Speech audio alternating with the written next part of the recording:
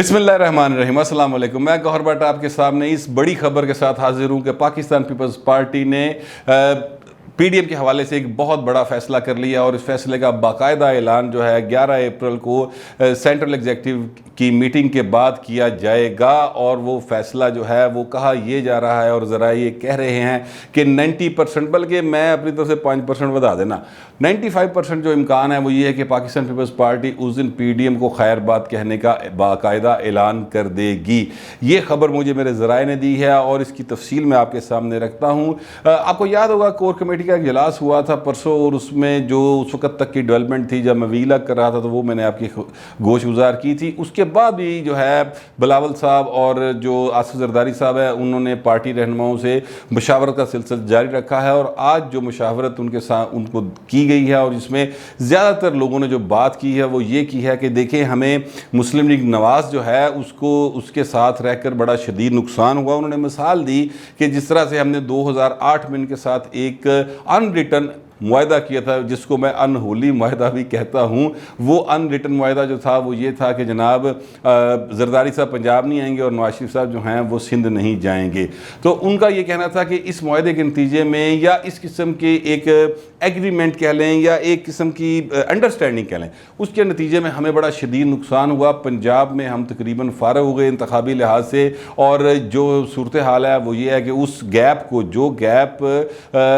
नून league के साथ friendly relationship की वजह से पैदा हुआ था, वो गैप पीटीआई ने फिल किया और जो एंटी नून लीग का वोट था, जो प्रो पीपीपी था, वो सारे का सारा पीटीआई में चला गया। तो इस तरह से हमें बड़ा शदीद नुकसान हुआ और हमें अब पीडीएम में नहीं रहना चाहिए। और उसकी एक वजह और भी है कि जो पीडीएम में मुस्लिम लीग नून है और जेयूआईएफ है वो एक ख़ास एजेंडे के तहत काम कर रहे हैं और वो एजेंडा जो रहनुमाओं के मुताबिक और पीपल्स पार्टी के ज़राए के मुताबिक जो उन्होंने बताया बिलावल साहब को भी और जरदारी साहब को भी, कि जो नवाज शरीफ साहब पाकिस्तान से बाहर गए थे वो ये मुआहदा करके गए थे कि इस हुकूमत के 5 साल पूरे होंगे और वो इस हुकूमत को ख़त्म करने की कोशिश नहीं करेंगे। और उन्होंने कहा कि अब ये सूरत हाल सामने आ रही है, क्योंकि जब हमने कहा जी लॉन्ग मार्च कर ले तो उन्होंने साथ ही कहा इस्तीफ़ों के साथ नथी कर दिए, जबकि हम इन्हें पहले बता चुके थे कि इस्तीफ़े हम नहीं देंगे और इस्तीफ़े देने का जो टाइम है वो हम खुद तय करेंगे, किस वक्त जाके इस्तीफ़े दिए जाएंगे। और इस बात पे सब रहनुमाओं ने इस पर इत्तफाक भी किया था आखिरी मीटिंग में। लेकिन उसके बाद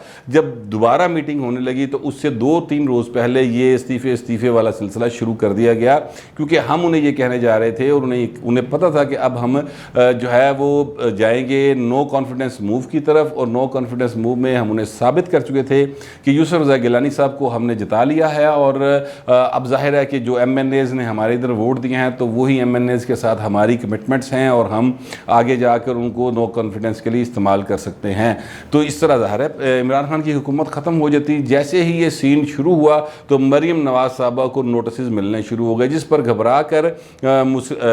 मुस्लिम लीग नवाज़ ने यू टर्न लिया और फिर ये इस्तीफ़ों के साथ नथी करके लॉन्ग मार्च ही ख़त्म कर दिया। अगर ये इस्तीफ़े देने में इतने सीरियस हैं ये पीपल्स पार्टी के जो रहनुमाओं ने उनसे बात की, मैं वो आपको बता रहा हूँ। तो उन्होंने कहा जी अगर नून लीग जो है वो इतनी सीरियस है भाई तो फिर अपने इस्तीफे दे देना, खुद दे दे। उनकी तो तादाद ज़्यादा है, पंजाब में भी बहुत ज़्यादा है और कौमी असम्बली में भी ज़्यादा है, तो खुद इस्तीफे दे दे। जब उनसे ये बात की जाती है तो वो कहते हैं कि जी हम इस्तीफे नहीं देंगे, हमें अकेले इस्तीफे देने का फ़ायदा कोई नहीं होगा, पीपल्स पार्टी देगी तो फिर बात बनेगी। तो फिर इसका मतलब ये है कि वो चाहते ये हैं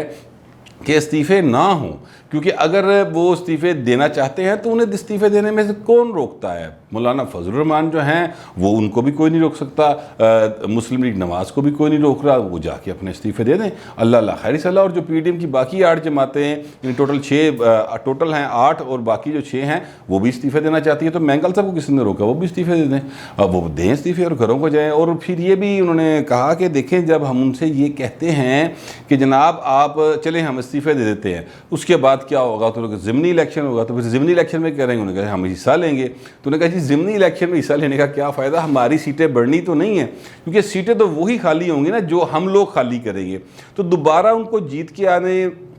से तो हमारी नंबर वही रहेंगे, नंबर जो हैं वो तो ज़्यादा नहीं होंगे, अलबत्ता कम ज़रूर हो सकते हैं, बढ़ नहीं सकते। तो फिर हमें उसका क्या फ़ायदा होगा? तो उन्होंने कहा हम फिर इस्तीफ़े दे देंगे। तो इस तरह इसका मतलब ये है कि ये इसी तरह से खेलते रहेंगे और इन्होंने 5 साल पूरे करवाने हैं, जबकि हमारा मकसद ये है कि आवाम को रिलीफ मिले और उसके लिए हमें अपना बयानिया लेके आवाम के पास जाना चाहिए और बताना चाहिए कि मुस्लिम नवाज़ जो है वो एक मुआहदे के तहत इमरान खान को टाइम दे रही है ताकि 5 साल वो पूरे करे, क्योंकि अगर वो इसके ख़िलाफ़ जिस तरह से हमारी स्ट्रेटजी है उस तरह मूव करेगी तो मरियम नवाज शरीफ साहबा जो हैं उनके ऊपर एक कड़ा वक्त आएगा और जो मुआहदा उसका ज़ाहिर है कि वो पास नहीं करेंगे तो मरियम नवाज को नैब गिरफ्तार कर सकती है। तो फिर इससे ये इस बात को वो ये रिस्क नवाज शरीफ साहब ले नहीं सकते। इस वजह से ये सारी सूरत हाल जो है वो बनी हुई है। इसलिए हम समझते हैं कि हमें अब अलाइंस में नहीं रहना चाहिए और ना ही अलाइंस की सियासत करनी चाहिए।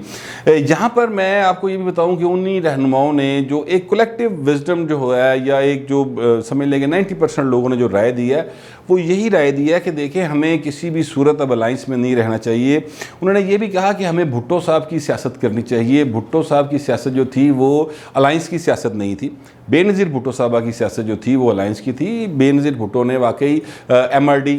ज़ाहिर है एक बनी ज़ियाउल हक के ख़िलाफ़, उसके बाद फिर वो एक उन्होंने इंतखाबी सियासत भी की थी और वो जो 93 का इलेक्शन था वो उन्होंने एक इंतखाबी अलाइंस की सूरत में कंटेस्ट किया था पीपल्स पार्टी ने। फिर उसके बाद 97 में जाके एक GDA बना, फिर वो पाकिस्तानी अवामी इत्तेहाद बना, फिर मुशर्रफ के ख़िलाफ़ ARD बना। तो उनका ये कहना था कि ये जो सियासत है इसका हमें अब नुकसान हो रहा है और हमें अब इसको ख़त्म कर देना चाहिए। और भुट्टो साहब की जो सियासत थी जो कि एक अलाइंस की सियासत नहीं थी बल्कि वो अपना बयानिया लेके लोगों के पास जाते थे और लोग उनको पसंद करते थे, उस बयानी को और वोट देते थे। लिहाजा हमें एक तो लेफ़्ट की सियासत करनी चाहिए, दूसरा भुट्टो साहब के स्टाइल में करनी चाहिए बजाय इसके कि हम अलाइंस की तरफ जाएँ। हमें पंजाब में भरपूर तरीके से अपनी सूरत हाल को बेहतर करना चाहिए। यहाँ पर बहुत सारे हल्के मौजूद हैं जहाँ पर पोटेंशियल कैंडिडेट्स हैं, उनके साथ रब्ते करने चाहिए। और ये मतलब पूरा एक उन्होंने गेम प्लान जो है पंजाब के और जो KPK के लोग हैं उन्होंने एक पूरा गेम प्लान दिया। KPK से जो लोग जिनसे मशवरा किया गया उन्होंने भी ये कहा कि मौलाना फजल रहमान जो है ना वो हमारे साथ हाथ कर रहे हैं और वो जो हाथ कर रहे हैं उसके नतीजे में पीपल्स पार्टी को नुकसान हो रहा है। लिहाजा हमें अपनी पोजीशन नहीं छोड़नी चाहिए। इसके साथ साथ जो पार्टी यानी क़यादत को मुस्लिम पीपल्स की क़यादत को ये भी बताया गया कि देखिए पंजाब में इन्होंने मुकमुका किया सेनेट के इलेक्शन में और वाकई नून लीग ने वाकई मुकमुका किया। यहाँ पर जो हालात थे जैसा कि आज तरीन साहब के साथ 14 MPs तो आ गए ना, उन्होंने शो कर दी, जबकि उनके पास 35 से 40 MPs हैं। और मैं आपको बार बार बताता रहा हूँ कि इतने ही तकरीबन तादाद में लोग जो हैं वो नून लीग के साथ भी राब्ते में थे और पीपल्स पार्टी के साथ भी मुश्तरका तौर पर इन राब्ते में थे कि आप अपना कैंडिडेट विड्रा ना करें और अगर आप विड्रा नहीं करेंगे तो हम आपके कैंडिडेट को वोट देंगे। बल्कि बाकायदा तौर पर खुर्रम लगारी हो गए, वो सुलेमान दाऊदी साहब हो गए, उनका ग्रुप था वो 18-20 लोगों का। इसी तरह से जो पिंडी के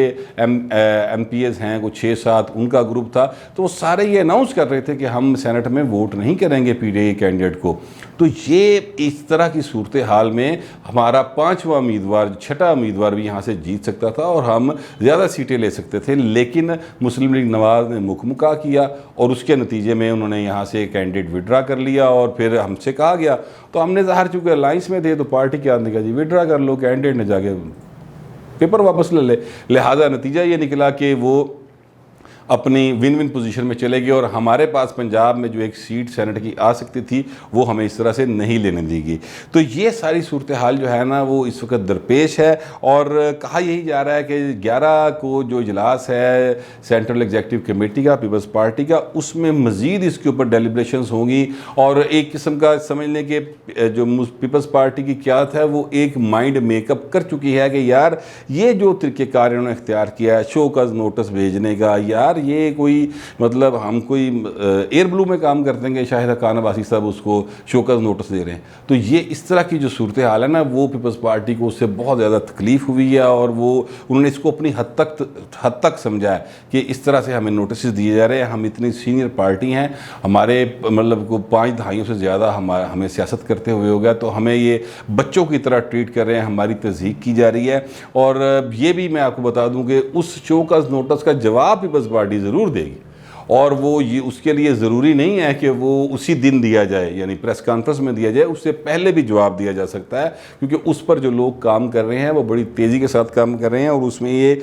एक एक करके काफ़ी पॉइंट्स हैं जो उन्होंने इकट्ठे किए हैं कि फ़लाँ मीटिंग में ये बात हुई,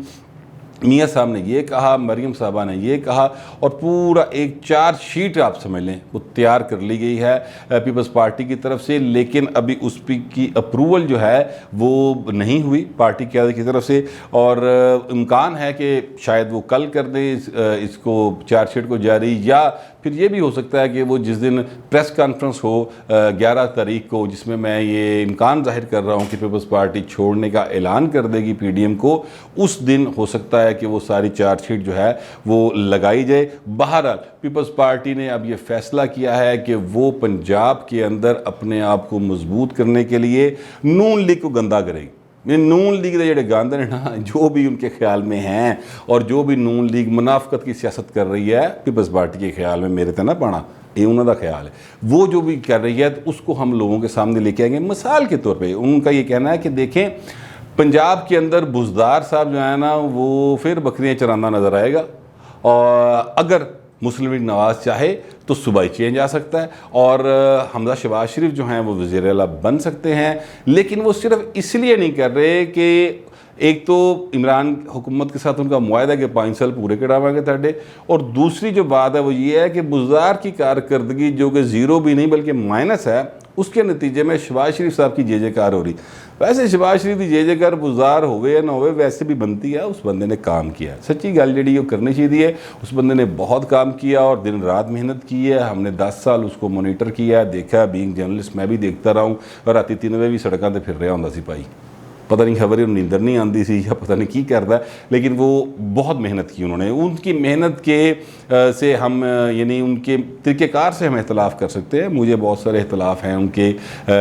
विजन के हवाले से, लेकिन मेहनत से कोई इनकार नहीं। और उसके नतीजे में लाहौर समेत जो बाकी शहर है पंजाब के, वहाँ पर हेल्थ की सूरत हाल बहुत बेहतर हुई, सड़कों की सूरत हाल बहुत बेहतर हुई, और इस हवाले से उन्होंने काफ़ी काम किया है, ये कोई मतलब दूसरी बात नहीं। तो वो उनका कहना यह है पीपल्स पार्टी के रहनुमाओं का कि जनाब ये जो सूरत हाल इन्होंने बनाई हुई है कि जी बुज़दार की वजह से शहबाज शरीफ उत्ते जा रहे हैं, 2023 इलैक्शन होएगा तो फिर असी 2/3 मेजॉरिटी तो जित के आ जाएंगे तो फिर असी लुड़ियाँ पावांगे, तो तब तक तो अवाम का भरकस निकल जाएगा। जो महंगाई और बेरोज़गारी और अमन अमान की बदतरीन सूरत हाल है, अवाम तो बेचारे पंजाब दे मर जाएंगे। तो इसलिए अब उन्होंने ये कहा है कि जनाब साडियाँ वागां छड्डो, सानू खोलो, यानी ये कायरा साहब, चोई मंजूर साहब, हसन मुर्तज़ा साहब, यानी जो पंजाब की क़यादत है, उन्होंने पार्टी की क़यादत से कहा कि यार हमें आप इस बंधन से आज़ाद करें, हम लोगों को बताएं कि यार ये जो आप पे बुरा वक्त है ना, इसका जिम्मेदार सिर्फ इमरान नहीं है बल्कि ये नून लीग भी है, ये मरियम साहबा भी हैं, जिनकी ख्वाहिश नहीं है कि जनाब हमजा शहबाज जो है वज़ीर आला बन जाए। तो उनके घर की लड़ाई की वजह से पूरा जो पंजाब है वो सफ़र कर रहा है, तो हमें उसको लोगों को बताना चाहिए, क्योंकि ये तो बड़ी अजीब बात है कि आप अपना एक मुआहदा किया हुआ है और सिर्फ अपनी स्किन सेव करने के लिए आपने पंजाब के 12 करोड़ आवाम को एक ऐसी शख्सियत के आगे फेंका हुआ है जिसनों पता ही कुछ नहीं। वैसे वो जो बुज़दार साहब है ना, वो भी भाई मतलब लगता कि अल्लाह मेरी गां टाइप करेक्टर है, उसको कुछ नहीं पता चलता कि वो क्या कर रहे हैं, क्यों कर रहे हैं, कैसे करना है, चीज़ों को आगे कैसे लेके जाना है। बहरहाल पीपल्स पार्टी जो है, ये सारी जो मैंने आपको बातें बताई हैं, ये Peoples Party Punjab, Peoples Party KPK, Peoples Party Azad Kashmir, Peoples Party Sindh, इन रहनुमाओं की जिनसे मेरी बात हुई, उन्होंने ये बातें मुझे बताई हैं कि ये हमने अपना फीडबैक जो है पार्टी क़यादत को दिया है, जिस पर बेस करके मैं ये आपको कह रहा हूँ कि पीपल्स पार्टी जो है वो 11 तारीख को PDM छोड़ने का ऐलान कर सकती है। इस बात का गालिब इम्कान मौजूद है, और अब देखते हैं कि 11 तारीख को पीपल्स पार्टी क्या करती है, क्योंकि वैसे आसिफ जरदारी साहब जो है ना वो फ्रीज़र में रख के खाने वाले आदमी हैं, वो फ्रिज जो काटे के खाने वाला बंदा नहीं, वो फ्रीज़र में लगा देते हैं चीज़ को और फिर पता नहीं किससे ले तो दिल करे राइट टाइम पे निकाल के तो फिर उसको मज़े ले लेके खाते हैं। तो हो सकता है कि जरदारी साहब इन सारे रहनुमाओं की गुफ्तगू सुनने के बाद और इनकी रिकमेंडेशन आने के बाद हो सकता है कोई और ही कॉल कर ले, लेकिन बहरहाल ये बात तय है कि पीडीएम और पीपल्स पार्टी का अब साथ चलना तकरीबन नामुमकिन हो चुका है। जो अब तक की सूरत हाल है उसमें ये बात कही जा सकती है कि पीपल्स पार्टी और पीडीएम का एक साथ चलना तकरीबन नामुमकिन हो चुका है। लेकिन ज़ाहिर है हतमी फ़ैसला आसिफ जरदारी और बिलावल भुट्टो जरदारी दोनों ने करना है। अब देखते हैं 11 तारीख के इजलास के बाद वो क्या फ़ैसला करते हैं। जो मेरे पास इतला थी वो मैंने आप तक पहुँचा दी। फिल वक्त इतना ही, मिलते हैं अगले व्लॉग में।